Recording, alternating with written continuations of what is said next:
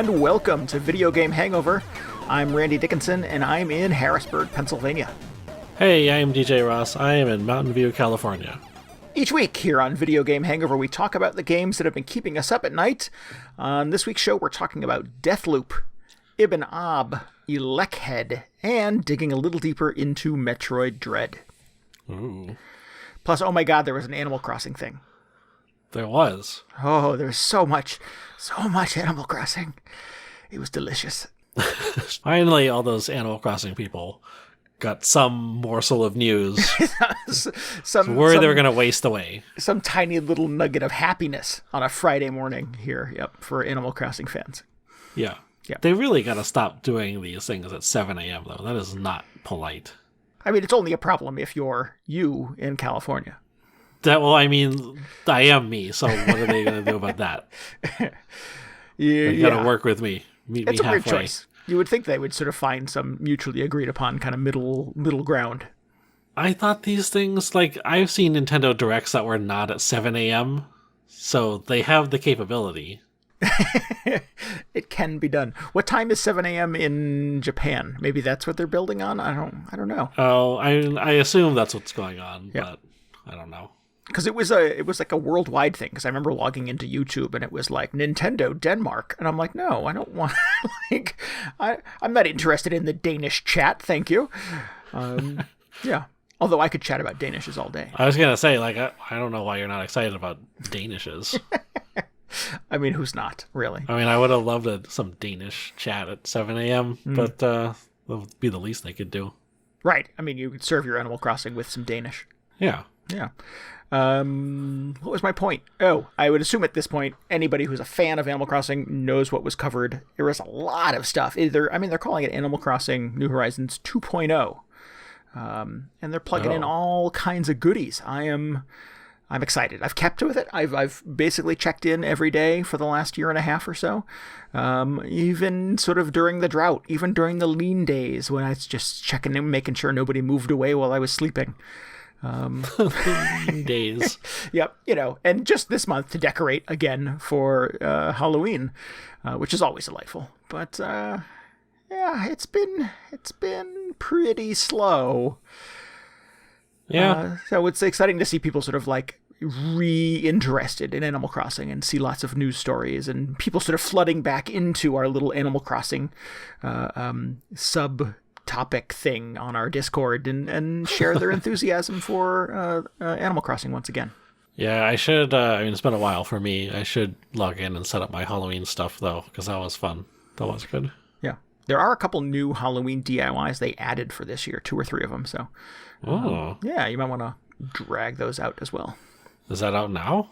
Yeah, they September or something. They've been up since for a couple weeks now, yeah. Oh, man. I was planning to, wait until this update came out, because I think it comes out, the day before Extra Life. So I was like, perfect. I'll just log in. I'll do all the new stuff in 2 hours and close it down for another year. Right, exactly. Yeah. Oh, that's right. I never made that connection.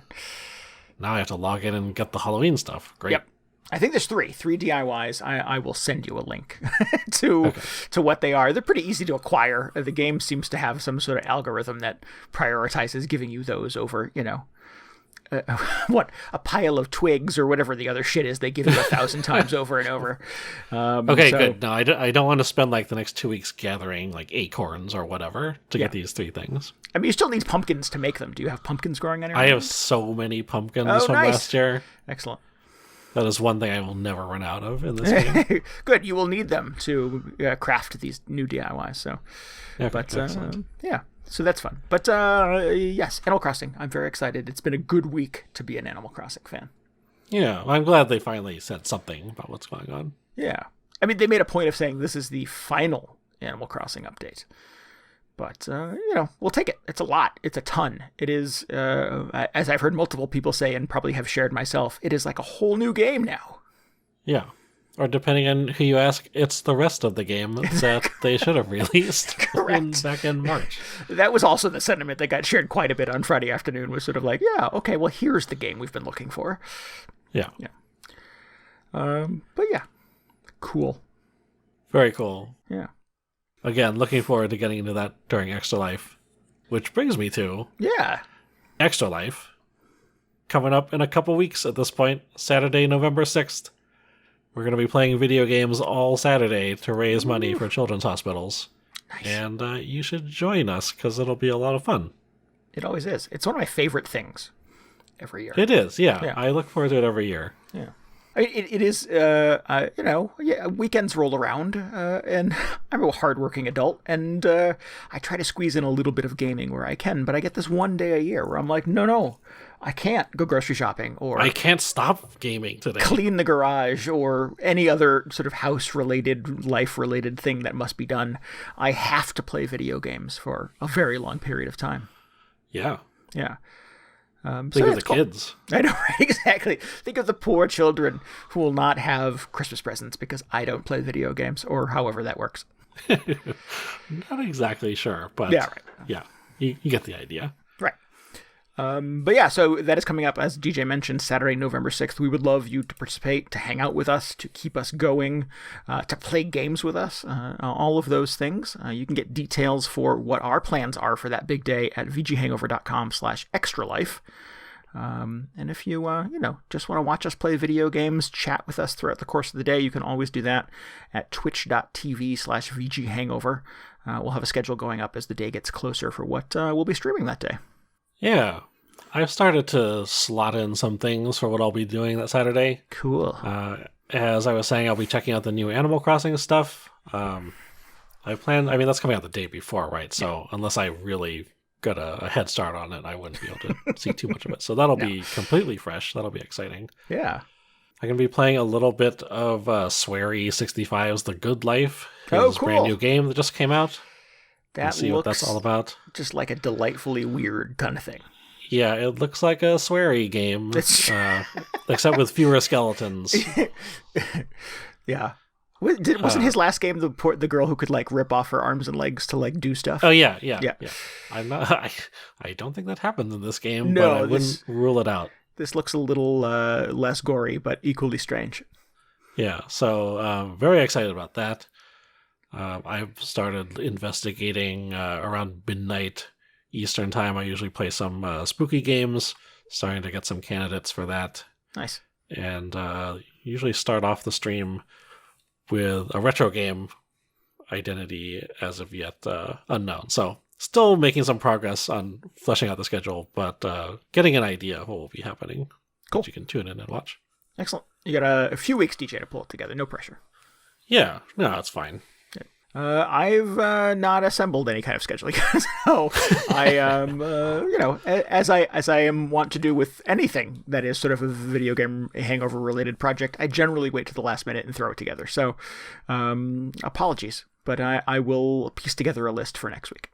All right, yeah, you gotta put them on the schedule so people know when to tune in. Yeah, I promise. I mean, really, they should be watching all day, but like, if they need to like step out, get a snack or something. No, right. They won't want to miss something coming up. What would be the ideal streaming game to step away to get a snack? I don't know. Yeah, good question. Maybe the fifth hour of just you doing the fishing tournament in Animal Crossing or whatever. Just the fifth hour of me sitting in Brewster's Cafe and sipping on a latte.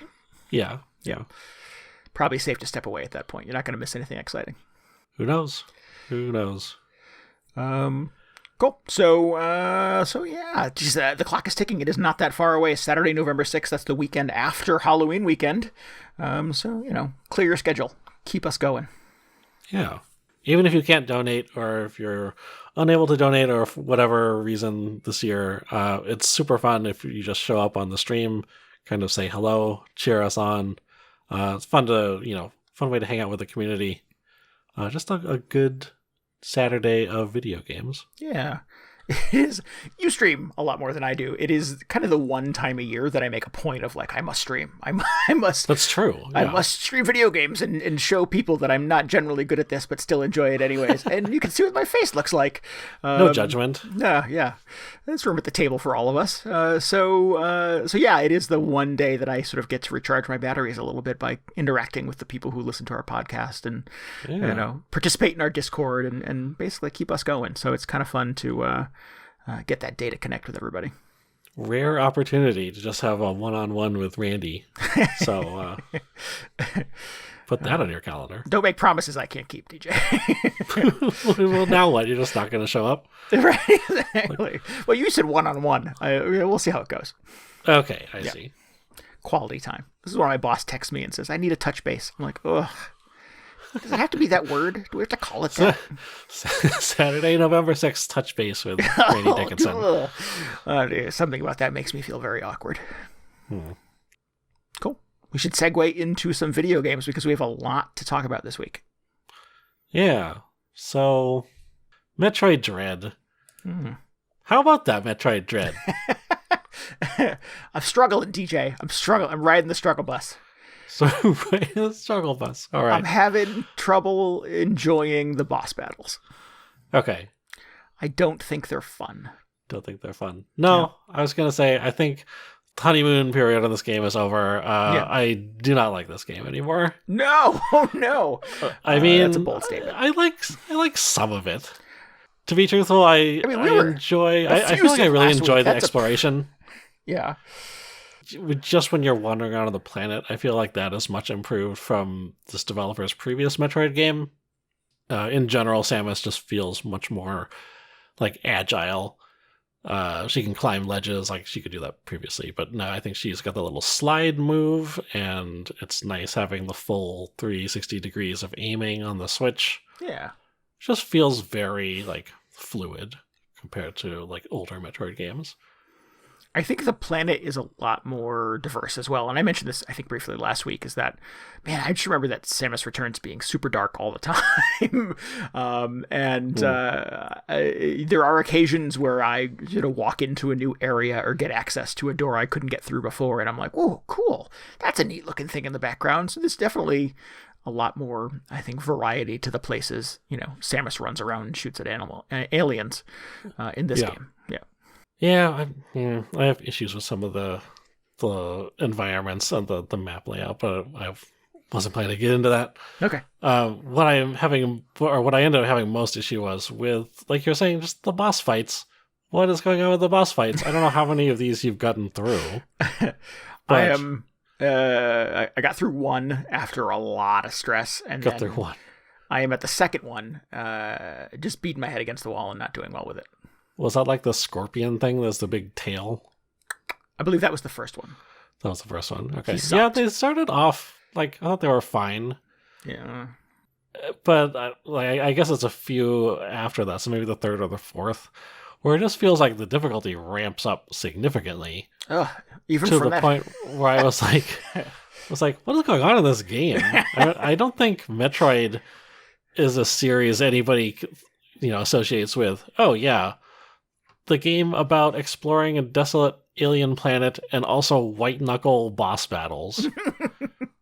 I certainly don't think of it that way. I mean, I acknowledge that Metroid has always had these huge boss battle sort of set pieces, which are very cool. But not to the point where I'm just bashing my head against the wall trying to last more than 10 seconds against one of these things. Yeah. And this they're fairly contextless, it feels. There's not a lot of build up or ramp up or anticipation for these things that, it's not like you're running around an area and there is this sort of looming presence of this monster then sort of springs on you and you have to fight. It's just sort of you go through a door and, I guess this is the boss battle. There's not a lot of telegraphing that, he or she is coming. That might be your last save point for a while. Yeah. Yes. Well, they got me there on the first one. Yeah, absolutely. Because I was like, oh no, I had to go back and save. I didn't realize it was a boss. But nope, the door is locked behind me and I'm screwed. Yeah. I mean, the Emmy thing, we talked about the Emmys last week. They are basically always kind of stalking you through their little patrol zones.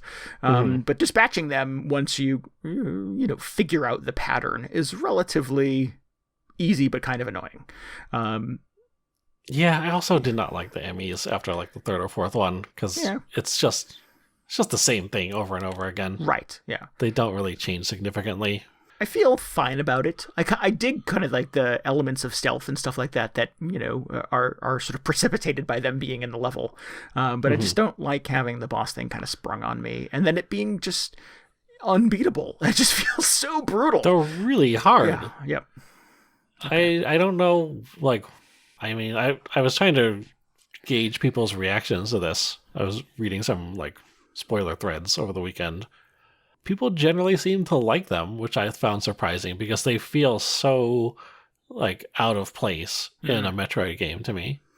Yeah. I don't know, I'm still having a hard time pinpointing exactly what I had an issue with, but I feel like the difference between these boss battles and the boss battles in something like Hollow Knight, which for the most part I really enjoyed, is that in the Metroid Dread boss fights, it feels like you're just immediately like set upon, and the boss is like attacking you with, it's like just demolishing you. Whereas in something like Hollow Knight, it gives you a lot of like the boss gives you a lot of space, and I feel like it's almost up to you when you decide to like engage with it. Because at least in my experience, I would spend a lot of time whenever a new boss in Hollow Knight would pop up, just kind of keeping my distance and trying to figure out, like, okay, what kind of attacks has it got? When can I potentially, get in there and seize an opening and smack it a couple times and do that safely? Experiment a little bit, try to figure out what the pattern is and how to best sort of use the tools that you have against it. Yeah. Yeah. Whereas in Metroid, it's just like, oh, you're in there, and it is just shooting you with like tons of lasers or smacking you with a tentacle. Yep. And you have to just be like on it and paying attention and really just like learning as you're getting destroyed by these attacks. And it's just not an enjoyable experience to me. Yeah. Yeah, I can see that.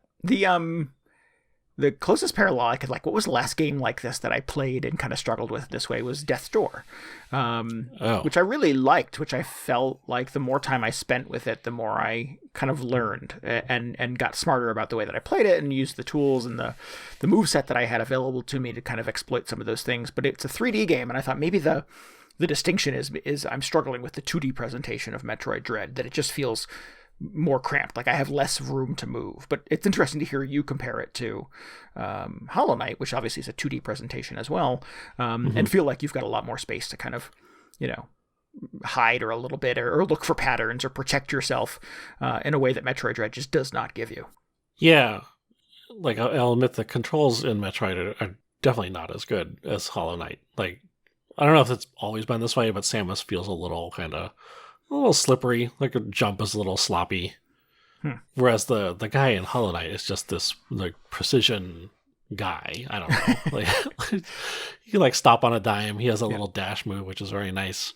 But just the level of execution that the boss fights in Metroid Dread suddenly ask of you after you've just spent, the rest of the time just traipsing around these underground caverns very leisurely, like, oh, suddenly we're playing like Bayonetta or Devil May Cry, and the boss is taking off like an entire energy tank worth of health. That's another thing that really bothers me, is I feel like you spend all this time collecting energy tanks, and you bump into a monster along the way and it'll take off like a little chunk of it.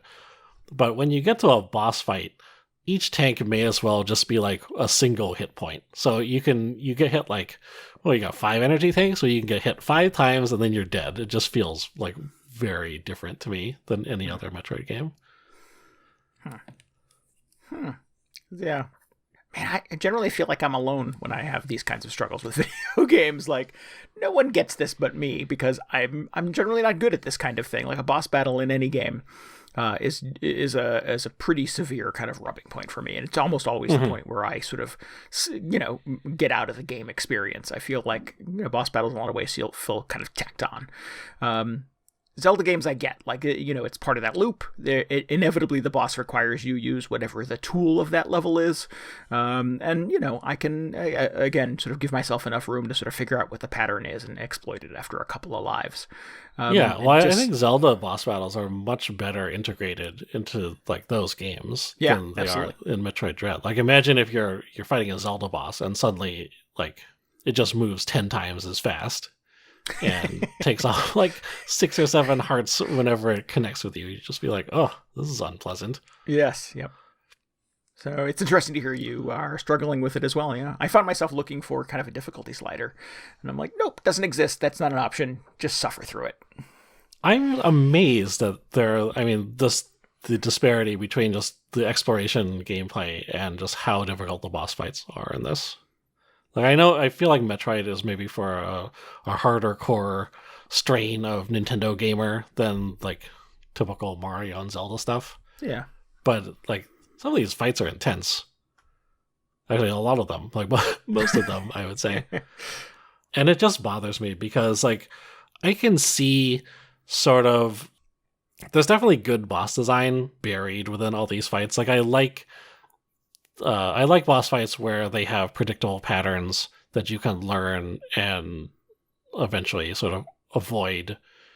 And after a while, after enough encounters with it, you feel like, oh yeah, I really like understand this boss from head to toe, and you're like going through a couple phases without taking any damage, or just feeling really good, like you've made a lot of progress against these bosses. Yeah. Those are great when you inevitably get to the end where you're like, geez, I don't know why I even struggled with that before. But, yeah. It took 50 lives to get to that point, but you feel like, oh, I'm a better gamer for it.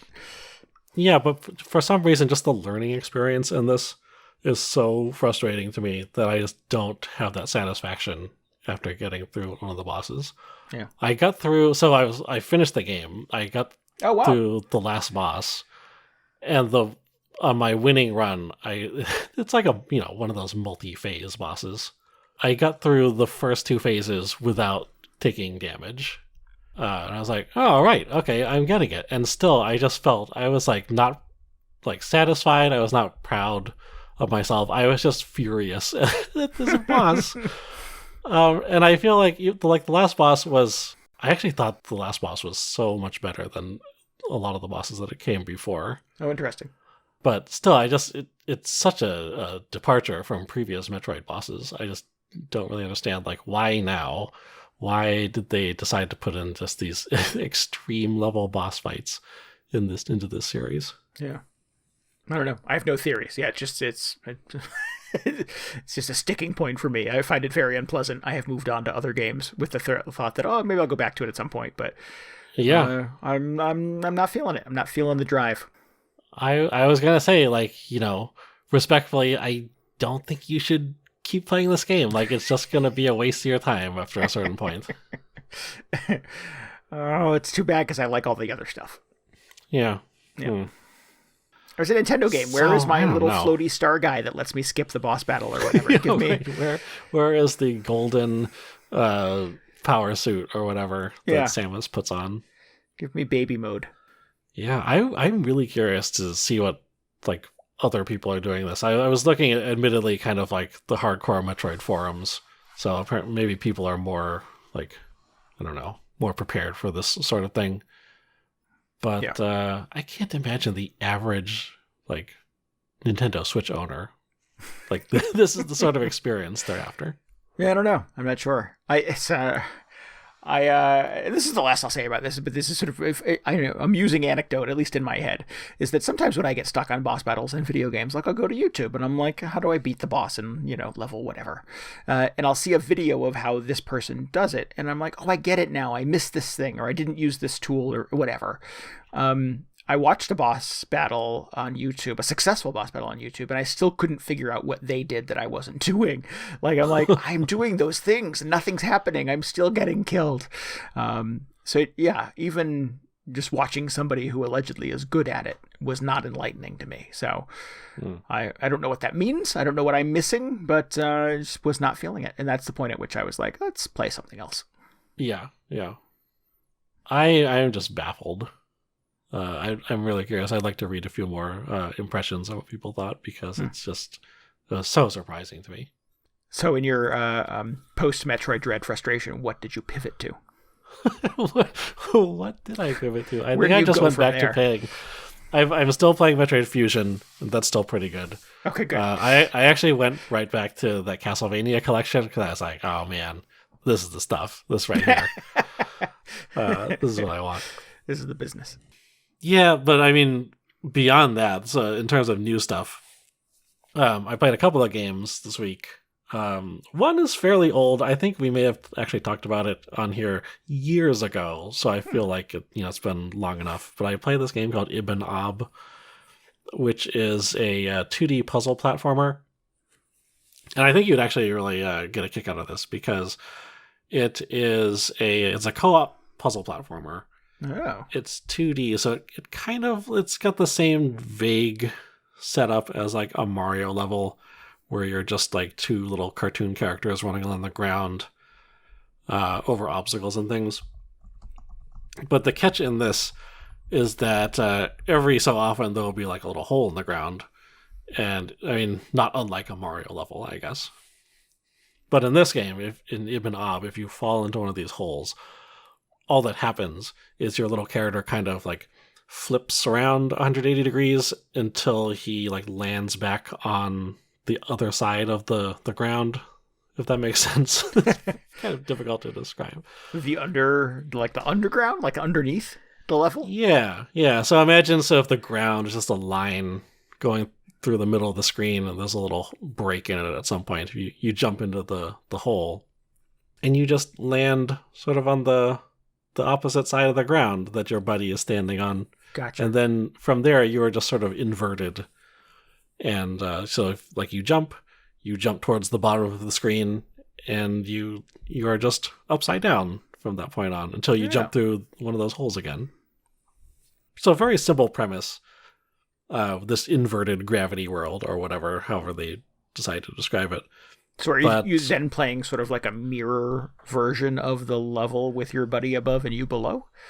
Yeah, well, it's not necessarily mirrored, but you do end up having to sort of cooperate to eliminate obstacles on one sort of version of the world. Like, if there's an enemy on one side, typically there's like a little like glowing ball on the opposite side that the player has to stomp on to kill the enemy on the other side. Oh, fun.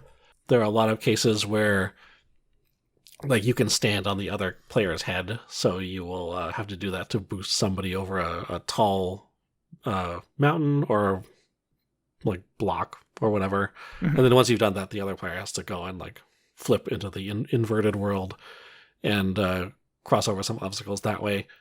So it takes a lot of coordination. It reminded me quite a bit of Portal, actually, in terms of like you've each got sort of your own separate paths through a lot of the levels, but occasionally you have to like work together in interesting and unpredictable ways. There are a lot of cases actually where you have to use sort of momentum from like passing from one side of the screen to the next.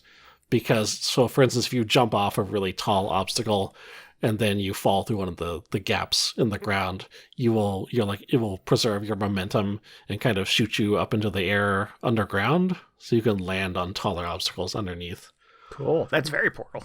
Yeah, it was very Portal. Cool. And then so that turns into like sometimes you have to do that multiple times and kind of loop around and just keep building momentum to get onto taller and taller platforms. And all of these things come together and combine in very surprising ways. Nice. That sounds like a lot of fun. Yeah. It's definitely a very stress-free experience after all of those Metroid boss fights. But how are the boss battles, DJ? But how are the boss battles? Now, the worst thing we ran into so far were just like giant versions of the kind of spiky enemies you have to avoid. And in some cases, we're kind of thinking, I was playing this with my friend, we were like, okay, so I feel like there's got to be a very logical and clever solution to how to pass these enemies. But sometimes we would just end up like, they're bouncing up and down. We'll just run underneath them as they are in the air. Like, that'll work. And sometimes it did, sometimes it didn't. But I don't know. It feels like there's a lot of sort of room for improvisation in some of these cases. Cool. So pretty light sort of puzzling experience. Cool co-op game. Takes a minimum of 2 people to play, unless you're some sort of like ambidextrous platform master. You could play both sides yourself. But cool little game. Does not have a solo mode? No, not explicitly. So, I mean, you could potentially play both characters yourself, but that'd be very impressive. Yeah, sounds difficult. Yeah. So that was very cool. Yeah, it looks cool. I'm looking at it's on the Switch. I'm looking at screenshots and a little video right now. Yeah, it's on just about everything at this point. Kind of colorful, very creative looking. Yeah. Nice. So the other game I played, which I'm very excited about, is this game called ElecHead, which, as it were, is another puzzle platformer by this Japanese developer, Nama Takahashi. It's been kind of making the rounds around Twitter this week. Not sure why that is. I mean, it just came out, so I guess it's just sort of the launch buzz. The new hotness. Yeah. But what it is this extremely minimal puzzle platformer, to the point where, if you go to the website, it's on itch and Steam, I believe. There is not really any text on it talking about what the game is about. It's just a several emoji. So I think in the game description, it's like, robot emoji plus electricity emoji plus puzzle piece emoji, and that's it. So it's like, okay, I guess I get it. I like robots and puzzles and electricity. Yeah, three of my favorite things. And then you load up the game, and aside from the title screen saying ElecHead on it, you go into the options menu, and everything is just more emoji that you like. It's like, here's a little musical note emoji, so I figure that must be the music volume, and you can turn that up and down, but just no text anywhere, which is just a kind of a funny approach to it. Yeah. But anyway, I thought that was just a silly little eccentricity. Makes localization much easier, I imagine. I think it would. I mean, there's not a whole lot to localize to begin with, but yeah, you just eliminate that completely. Yeah.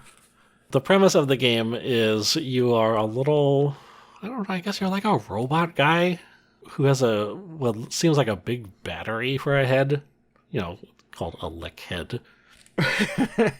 And, there's no text in this, so this is what I am inferring from the little intro sequence, is that for some reason, all the power in the world has gone out.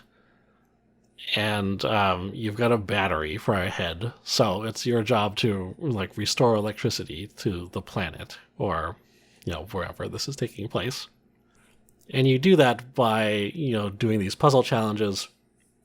Basically, what happens is, while you are standing on a platform or touching an object, whatever you come into contact with will be charged with electricity until you leave the platform, jump off it, or just stop touching it, or whatever. Mm-hmm. So you have to figure out how to use that to navigate through all these different environments. So that could come in the form of, you jump onto a platform that has an extending bridge attached to it, so you land on it and the bridge extends, so you can cross over the bridge, but you have to be careful not to, jump off before you get to the end of the bridge, because that will unpower the whole platform, and then the bridge will retract and you'll fall into some spikes or whatever. Oh, gotcha. And they expand on this in a lot of really clever ways. So they have like bridges are pretty common, but sometimes you'll be on a platform that has a bunch of lightning bulbs, or not lightning bulbs, light bulbs that shoot lightning out of them. And obviously that's bad, so you need to time it so you're on the platform, but you jump over the light bulbs, and since you're not on the platform anymore at that point, the lightning goes away. So a lot of really clever stuff like that. Yeah. What I like so much about this, though, is that it feels like there's so little you can do. You can just jump on things, and by jumping on them, it powers them up, essentially. But they managed to wring so many different types of puzzles out of it that it's really very impressive. It feels like it's one of those games you walk into a room and you look at it and it's a puzzle, and you just go, I never in a million years am I going to be able to navigate this room where all I can do is just jump on things and my head is a battery. But eventually you look at it long enough and you go, oh, okay, I kind of see what's going on. Maybe you develop some theories and work through those, and eventually you get it and you feel like a genius. So that's great. Excellent. as you were describing this, I thought, and it's funny that you would sort of address that, is that I'm like, that doesn't sound like a lot. That doesn't sound like, you could milk X number of levels of challenge out of that. But without sort of doing a series of, additional upgrades and stuff like that. Oh, you can shoot electricity from your hands or whatever. There's nothing like that. I assume you get that sort of limited skill set, and it just sort of spills out from there. Yeah. Nothing quite that elaborate.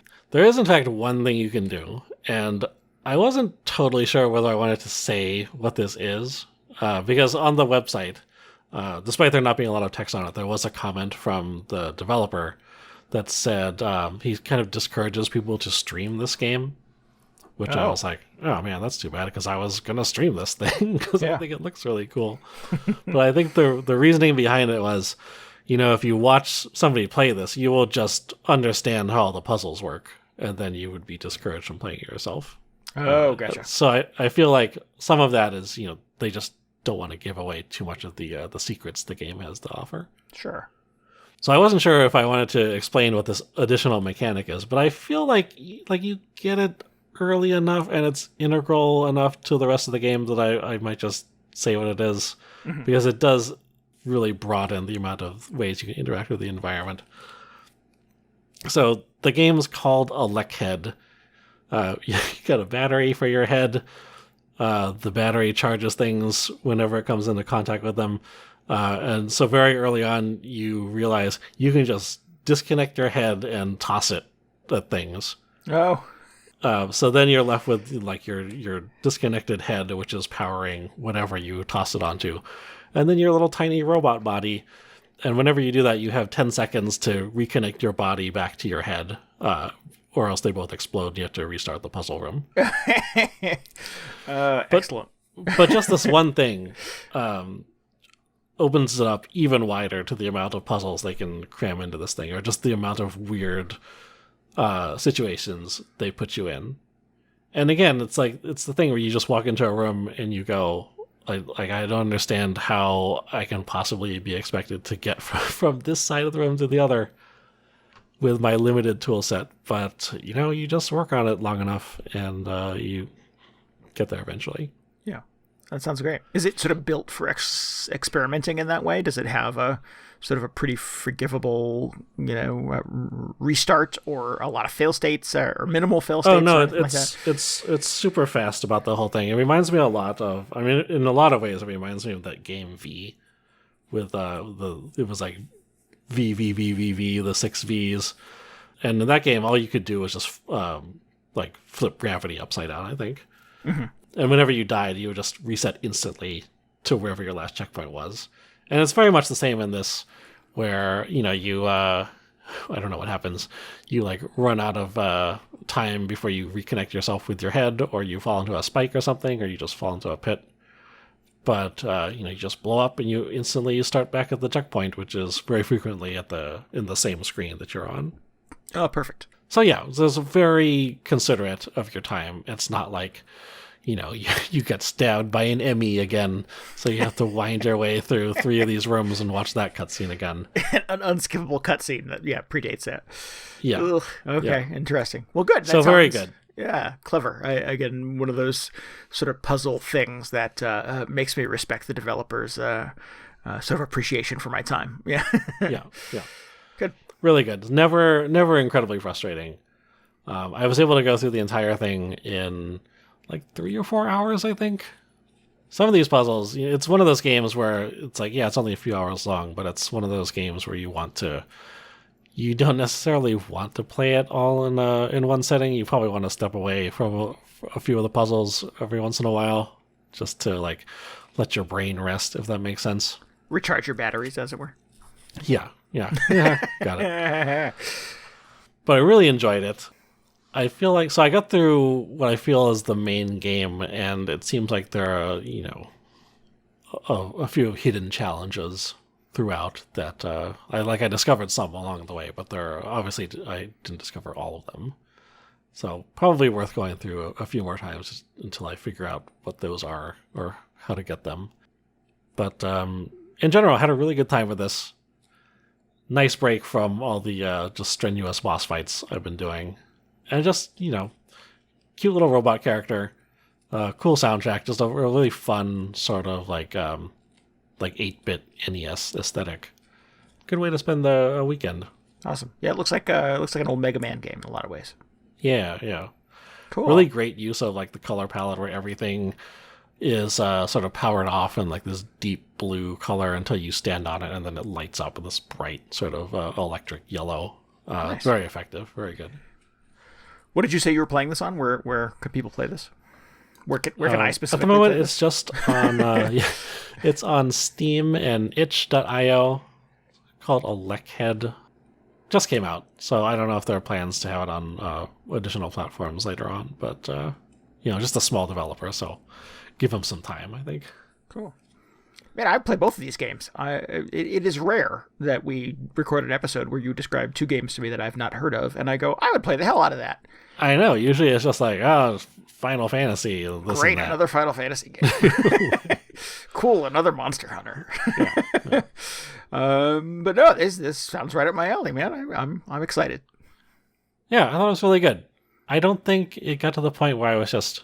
I mean, I got through every puzzle, so I was feeling pretty good about that. But there's like some puzzle games I'll go into and just be like I could take like 3 or 4 more stages of this, but after that, I might have to tap out. Like, that's just too much for me. Yeah. But no, this one, as insurmountable as some of the rooms may appear at first, just, hang out long enough and hopefully you'll get it. So, very happy with this one. Cool. Good find. That sounds like a good one. Yeah. So my pivot from Metroid Dread was back to my 3DS to try Metroid Fusion again, where I'm still struggling a little bit. So just, I don't know, maybe I have a theoretical appreciation for Metroid that doesn't actually transcend to me actually playing the games. What is it, like the boss battles in Fusion you're not happy with? Yes, yeah. And I feel like I'm lost a lot in Fusion. And I remember you saying, oh, no, it's a much more guided sort of experience. And I agree with that, but I still find myself kind of running in circles sometimes.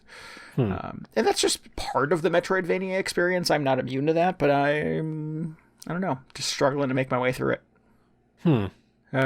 But that's too bad. I mean, I feel like the boss battles are much better in Fusion than they are in Metroid Dread. I remember like some of them were pretty tough, surprisingly difficult from a little Game Boy Advance game, but nowhere near the level of frustration that I experienced with Metroid Dread. So I closed Fusion on my 3DS, and I was like, what else is... I don't play my 3DS very often anymore, unfortunately, so what else is on here that maybe I should, either revisit or check out that I didn't play the first time around? And there's quite a few games on there that I just downloaded and never did anything with, but one of the games that kind of intrigued me was Pocket Card Jockey. Which is about 1,000,000 miles away from the Metroid experience, but is this little game that the Pokemon company made that is not a Pokemon game. It came out in 2017. I've talked about it on the show before, have not played it since then, but checked out the tutorial again, decided I was still having fun with it, and it promptly spent about 2 hours playing Pocket Card Jockey that I had not anticipated. So if you have a 3DS around, listeners, and you're looking for something fun kind of buried in the eShop that's worth exploring, check out Pocket Card Jockey. It is a weird kind of amalgam of a horse racing game and playing solitaire. I think I played the demo for this, and that is accurate. Yeah, it doesn't sound like it makes any sense, but actually it's pretty fun. Yeah, I'm having a really good time with it. You sort of you have a little stable full of different horses. You have a trainer who gives you tips, and you have funny repartee with. You play solitaire a lot. It's super addictive in a surprising way, though. It's sort of like, again, 2 hours have gone by, and I'm like, wow, am I still playing this?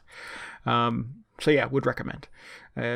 Beyond that, I dug into a game on my PS5. I'm playing my first official big budget, massive PS5 game, and it is Deathloop. Okay, I was wondering when we were getting to Deathloop, because it says it here. But I was like, that's not a 3DS game, so where is this going? So I... that was just your Metroid Dread chaser. Correct. That's my little like Got my it. little pivot. Your cure for Metroid Dread. From my Metroid dreadfulness. Yeah. So yeah, Deathloop. This is a what's the name of the developer? I don't remember the name of the developer. This is Arcane, isn't it? Arcane. That's the name of the developer. If they're still called that, then they get bought up by Bethesda or somebody. Yes, they are part of Bethesda now, which makes them part of Microsoft. So that is a weird 6 levels of association. But I'm playing this on the PS5, believe it or not, and it is a PS5 exclusive, I believe, in the short term. That will not last forever. But console exclusive. I think it's on Steam or one of those game stores. Ah, gotcha. Okay. So yeah, this is Arcane's new game. Arcane is a developer who previously had made Prey, and perhaps to much more fanfare, the Dishonored games. Both of which I liked quite a bit. The first one of which I liked a lot. I'm a big fan of that first Dishonored game. Second one's quite good as well, but did not feel nearly as sort of fresh and exciting as that first one.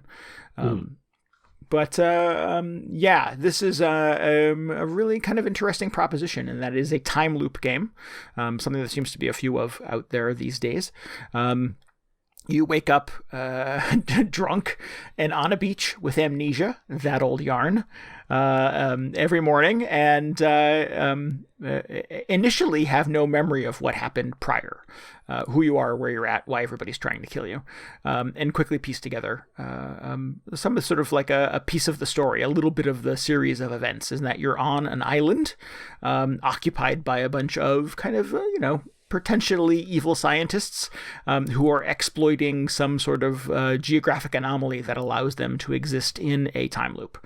And for some reason, kind of unknown to you in the beginning, you are trying to break the loop. You get a message that says you must break the loop. In fact, in the beginning of the game, when you're selecting what you want to do in the game, you have two options: it's break the loop or protect the loop. You can't protect the loop right away. You get the ability to do that later on. But break the loop is the main game here. And why would you just want to exist in a time loop, though? Well, that's the question, too, is that everybody who is on this island enjoying this day over and over and over, basically sort of shaking the Etch-a-Sketch and starting the day over again in the morning, is really hell-bent to like stop you from stopping them from enjoying that. Mm-hmm. So I'm a little curious as to why. And you get a little inclination that perhaps the character that you're playing, Colt, has a life beyond this, has, people who have not made it to the island, and he is, compelled, driven to be reunited with them. In the early hours of the game, it is a bit of a mystery as to why your character is so driven to more or less, ruin the fun of everybody else who's on the island. All right. Yeah. From there, it is very much a Dishonored-like experience. That you have a series of really interesting and kind of fun weapons that you carry around in your right hand, and a series of increasingly cool and weird powers that you control with your left hand. Interesting. I didn't know there were powers in this. Yeah, there's again, this is sort of like building on the sort of anomaly that your island lives in that allows the time loop to happen. There's things called slabs, and the sort of the elders, the what do they call them? The visionaries who are controlling the island have these very powerful slabs that give them some degree of ability or power within the construct of the island. One slab will allow that person to appear to be anybody else. So it's kind of a mimic. One gives you the ability to blink like you could do in Dishonored, where you can sort of pick a spot somewhere off in the distance and tap a button and basically sort of zip to that place without being detected or spotted. Which one has the stretchy arm? What's that guy? The Fantastic Four stretchy guy. I've not found that one yet. But you basically have to plot a course through the island that allows you to intercept all 7 of the visionaries, kill or otherwise stop them steal their slab, and then use that power to make your way through the remainder of the day. Oh, that's cool. Yeah, it's really sounds like a Mega Man game essentially. So I could see that absolutely. You will not be successful on your first try. You basically take what you learn from your first encounter and apply it to your second and third and fourth encounters. Because every day, the day ends and you scrub back to the beginning. You wake up drunk on the beach and hungover again and have to kind of rush through your objectives. So, the first day you kind of realize, if I go back to my apartment on the island, there's a safe that somebody has taken something out of. So the second day you wake up and you're like, I have to get to that safe. I have to get there before whoever took that thing out of it takes it, to find out what that thing is and how it's important. So you're basically trying to sort of like interrupt the loop. You're trying to sort of stay ahead of the schedule that you're sort of watching on your previous playthroughs to make better choices, to interrupt their attempts to sort of foil your plans, and again, stay ahead of them. So if you can sort of dispatch all 7 of the visionaries in a single day, presumably you get off the island. I'm not there yet. I have no idea what happens at the end. I don't want to ruin it for anybody. Oh, so you have to keep doing it? So like even if you kill one, they don't just stay dead for the next loop? They don't, no. This sounds exhausting. Yeah, they count on it. In fact, you hear enemies sort of conspiring with each other to kill each other or to do something that is sort of dangerous or would otherwise possibly end in their defeat, as long as it sort of ruins your day as Colt, as long as it interrupts your plan for interrupting their day. So there's a lot of stealthiness. Again, this existed in Dishonored as well, and I think was really well done. So, you'll sneak into a place where there's 2 guards sort of like, just chit-chat and just kind of bullshitting with each other. And if you're quick about it, you can kind of dispatch them, or you can kind of hang out and listen to them talk and learn some stuff. And in Dishonored, it was a lot of like kind of world flavor, or the code to a secret safe or something like that. Yeah, that was always it. Yeah, and in this you hear about sort of plans for the rest of the day, or you get some sort of safe codes and stuff like that too, or but you also sort of hear about other people's schedules or other things that are happening on the island that you might be able to sort of like be subversive within the context of. So you hear 2 guards talking that, hey, at 10 o'clock tonight there's going to be fireworks, and they're going to shoot them off from the roof of this building. You're like, well, is that relevant? Is that interesting? Can I do something secret during the fireworks show?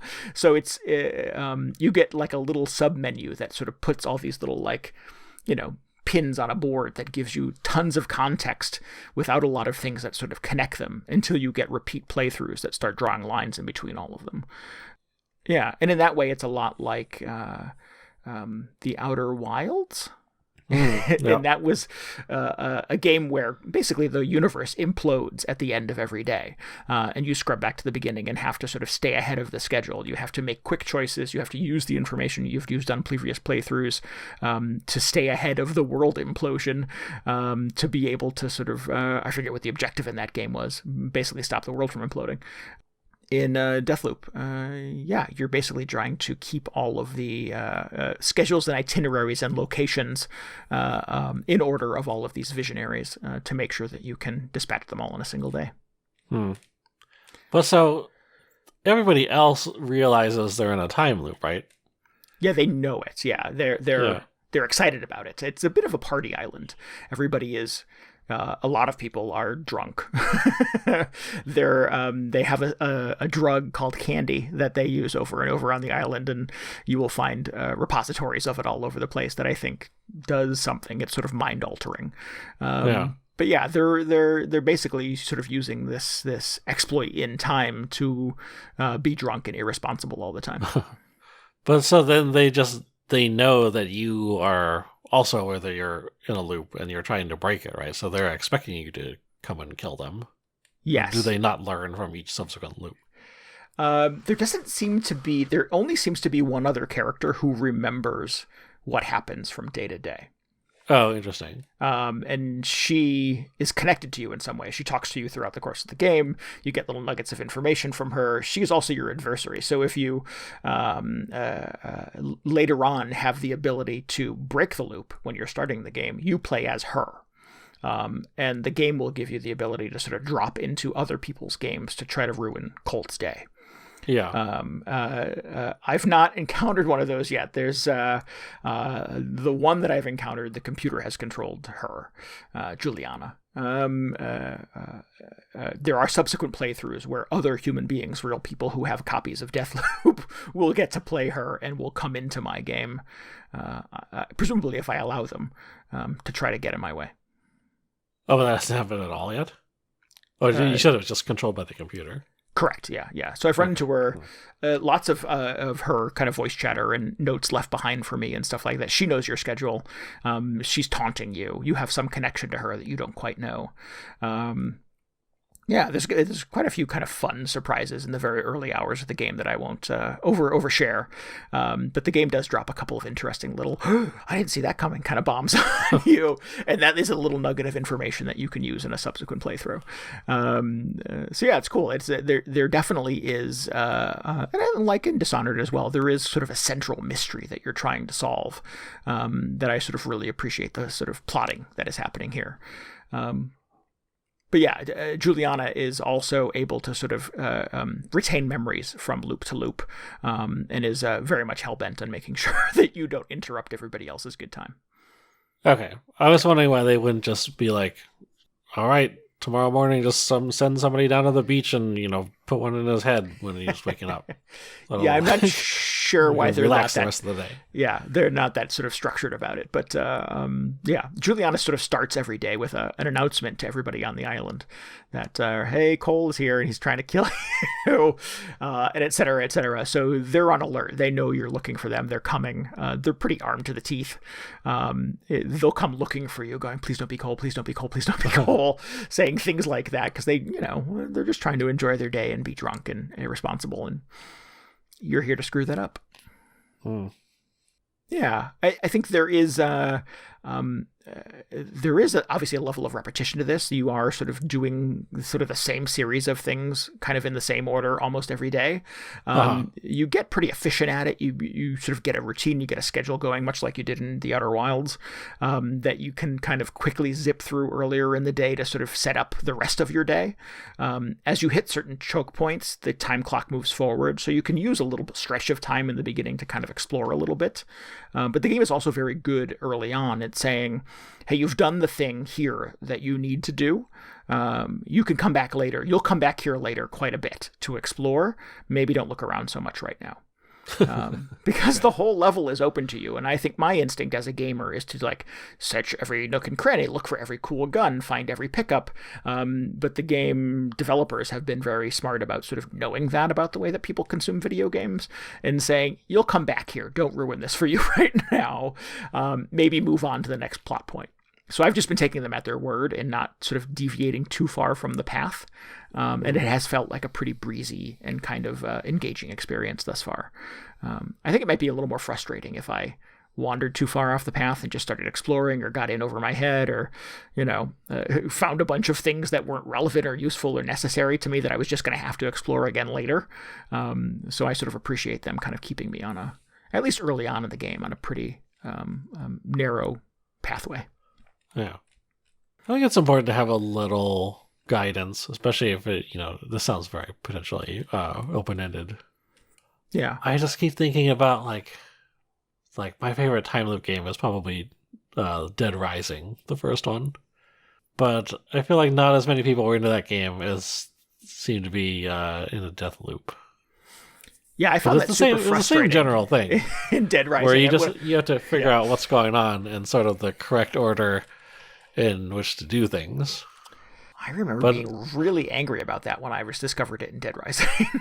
But it's the same structure, right? There's just not really. I don't know how sort of in your face it is in this one. But now that I think about it, there was that annoying guy on the walkie-talkie who would tell you to do stuff, right, in Dead Rising. So I don't know. Maybe it was just ahead of its time.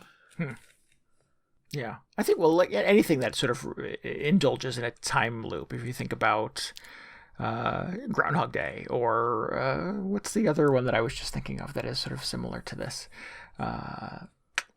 It's gone now. Not Looper, which is similar. Not Outer Wilds. Not Outer Wilds. No, never mind. Whatever. If I can think of it, I'll come back to it. But I Memento, guess to be fair, I was thinking of the movie Memento is what I was thinking of, which is not necessarily a time that's loop. not even a loop though. But you're stuck sort of retreading things. The main character of that movie awakens every morning with no memory of what happened previously. He's got some horrible thing,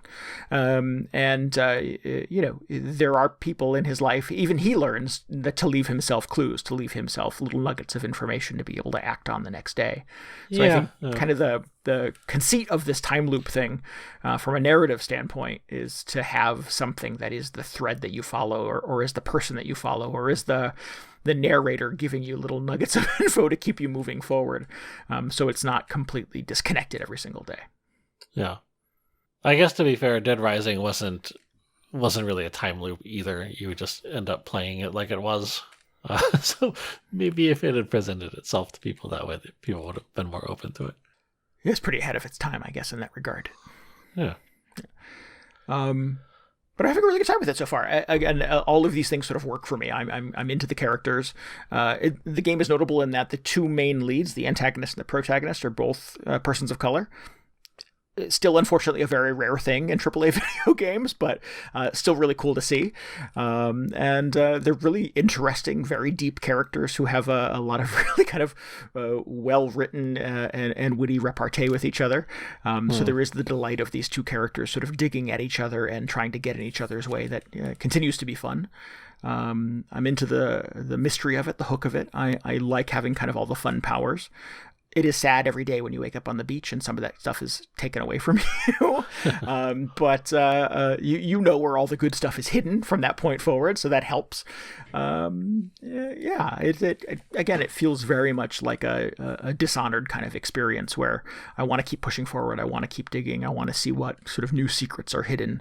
And all of the sort of the enemies, God, I remember that first Dishonored game, like all of those big bad bosses in that gross little city were so vivid and so well realized, and just it's super memorable. And I feel like there is that level of kind of care and detail built into the Deathloop experience as well.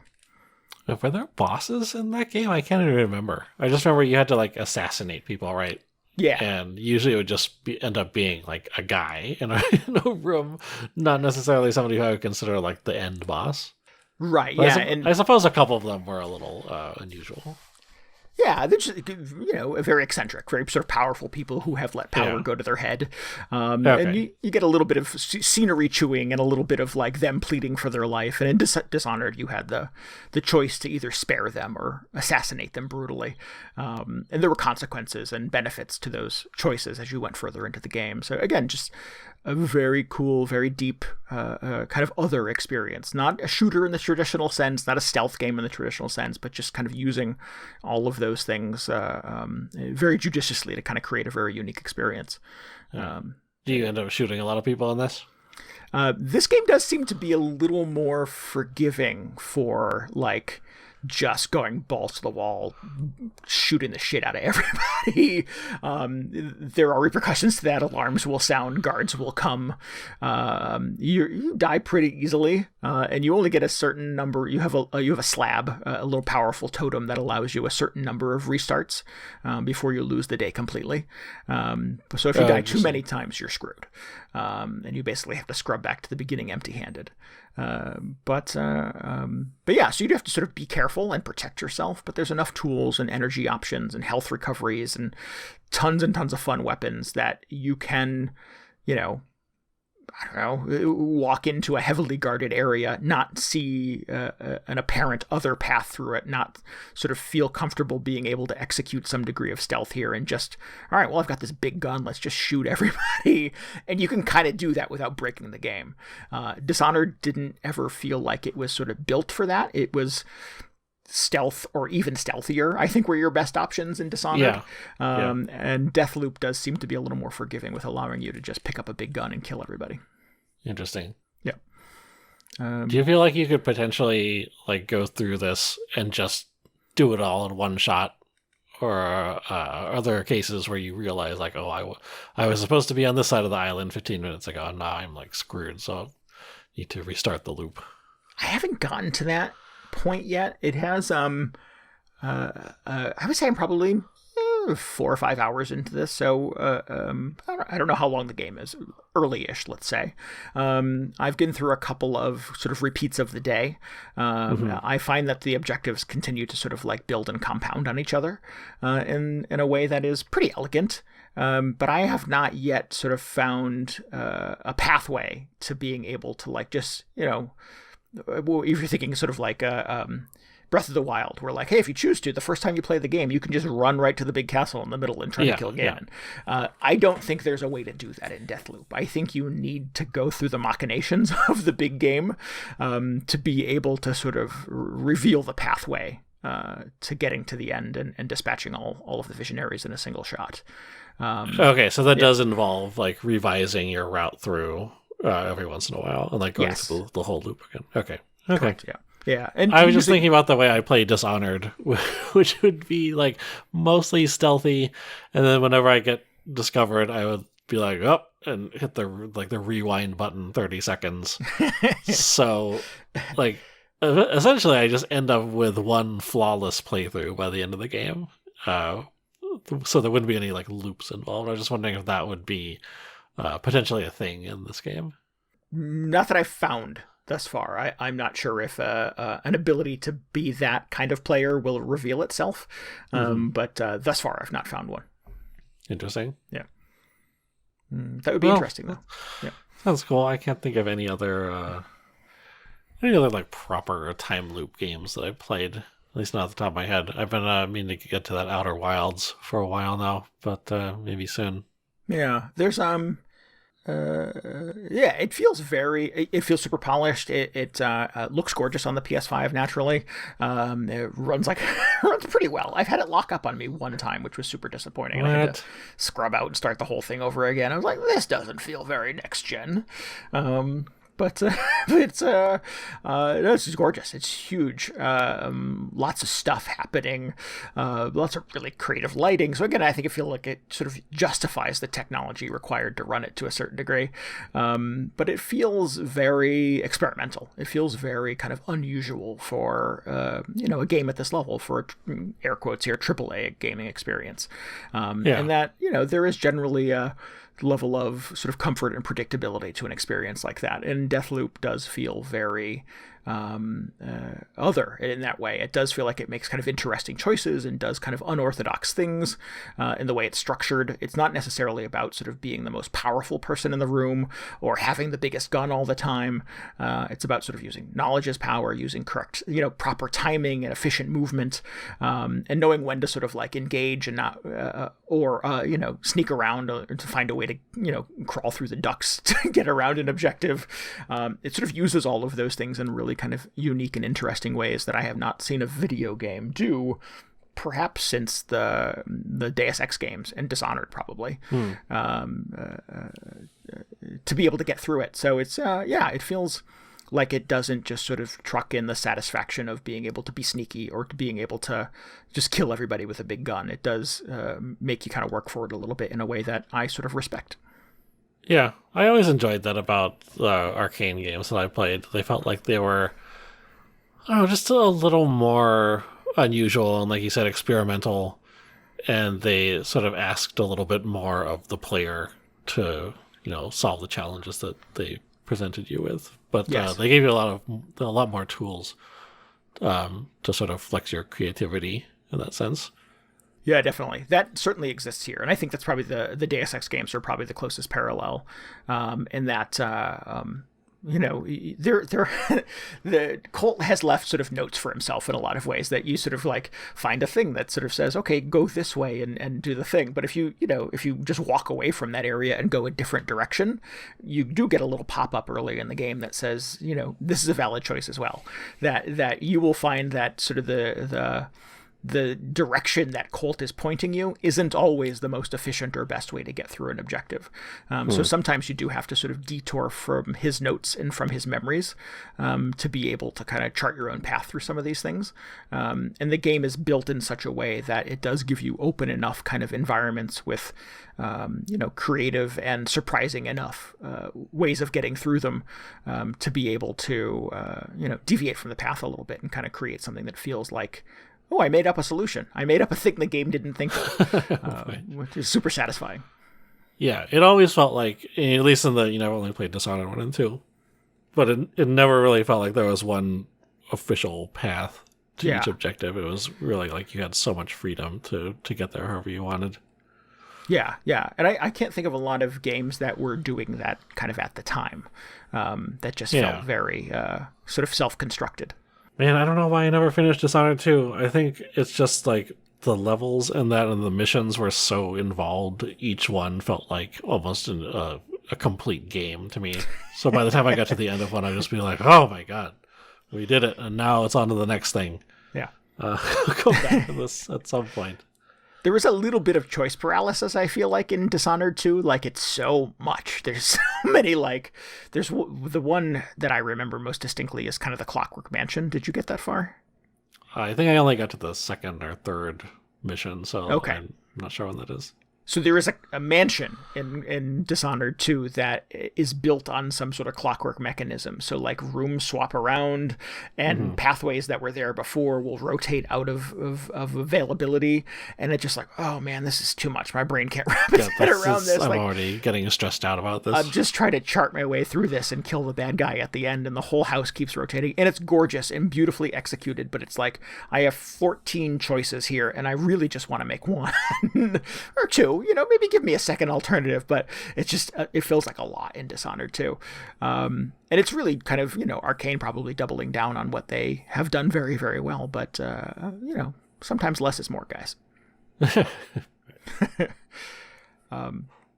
Yeah. So having fun with Deathloop, I will continue to plug away at it. I've not grown tired of it yet. I keep finding its secrets and I keep finding them satisfying. I think the thing that it needs, and the thing that I really liked about Dishonored 1 and 2 is that everybody in Deathloop, everybody you encounter is trying to kill you. No one is happy that you're around. And in Dishonored, at least, you always had like a home base with a couple of people who were happy to see you, happy to help you, happy to be of service to you and support your cause. And there's nobody in Deathloop, at least that I've found thus far, that is backing you.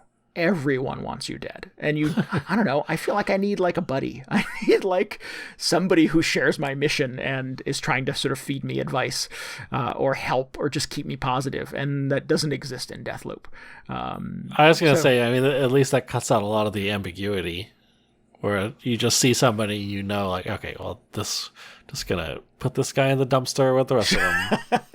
Sure, is this just sort of another person kind of going about their day that I'm going to kill, or are they a bad guy? It makes it very clear that everybody is a bad guy. I don't know. I like the home-based characters. I like the little, like...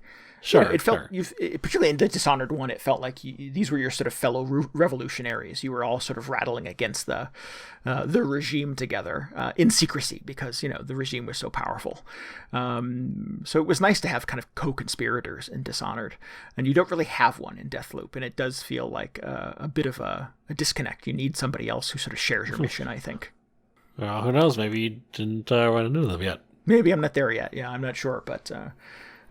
I will apologize if that person emerges in the final hours of this game, but at least in the opening act or two, there's not one.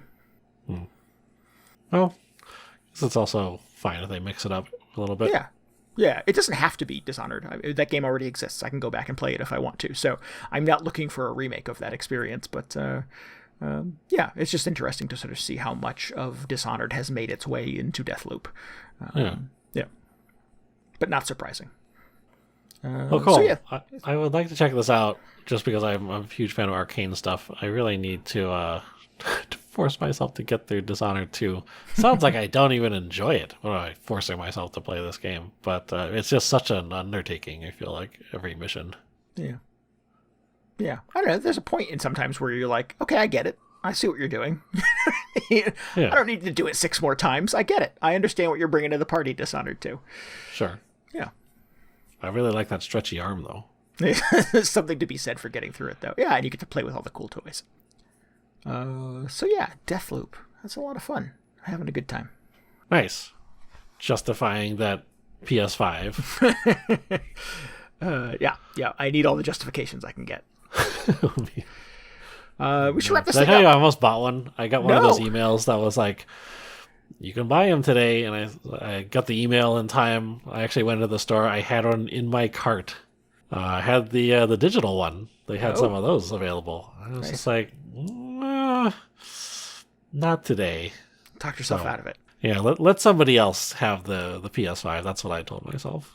But what a generous and giving spirit you are. I know. Yeah, isn't that nice of me? I just didn't know what I was going to play on it right out of the gate, so I decided to wait a little longer on that. Yeah, but I had it. It was right there. It's good. I'm not sure if I'm like everybody must own a PS5 at this point. We can certainly have this conversation on a future episode, but right now there's not a lot of reasons. It's not a huge list of reasons to be able to make sure you have one of these things. Yeah. Yeah. And it's weird sort of rolling into the second holiday of this game's lifespan and not being able to say that yet. I feel like that's kind of par for the course. Yeah, you think? I don't know. I feel like even like PS4 had kind of a slow start. I mean, and Xbox One, that was a situation. Yes. But stuff like the Switch, I feel like is an exception at this point. Just like tons and tons of stuff on it immediately. Oh yeah, it's amazing. There's your choice paralysis. Like, I don't know what to play next. So I will play Pocket Card Jockey again. Let's wrap this thing up. If you need any more video game hangover in your brain, you should follow us on Twitter at twitter.com/VGHangover. You can always get show notes and links and tell us what you thought about this episode and learn more about our plans for Extra Life coming up on November 6th at our website at VGHangover.com. Yeah. We would love for you to join us on Discord. You can get a link for that at VGHangover.com as well. And we would love it if you would subscribe, rate, and review us on Apple Podcasts, Google Podcasts, Spotify, YouTube, and anywhere else you can listen to a podcast. And help us out by telling your friends about the show. Yeah. Let them know there's a cool podcast they could be listening to. Really helps us, get the word out. Yeah. Oh, wait, are we the cool podcast? Awesome. Oh, yeah, no, tell them about this cool podcast. I mean, don't tell them about the other one. Right. This one is the one that counts. Hell yeah. Yeah. Hell yeah. Hell to the yeah. Yeah. Speaking of hell to the yeah, we want to give thanks again to Hal Binderman for intro and outro music this week. It would be great if you headed on over to heavyviper.bandcamp.com. Listen to some more of his stuff. Maybe buy an album or two. Maybe buy all the albums on there. That would be incredible. Hell yeah. Hell yeah. We'll be back next week. Next week's Halloween. We're going to play some spooky games. It's our Halloween show. My favorite spooky time. Games. I love it. Let's do it. Yeah, it's going to be real. I've seen the list of games we're playing. I don't know how spooky it's going to be. This is kind of spooky adjacent. Spooky adjacent, yeah. It'll be good, though. It'll be as really the kids say, spoopy. Yeah, well, all right. So we'll be back next week with that. Until then, this is Randy Dickinson. This is DJ Ross. Thanks so much for listening to Video Game Hangover. Goodbye. Good night. See ya.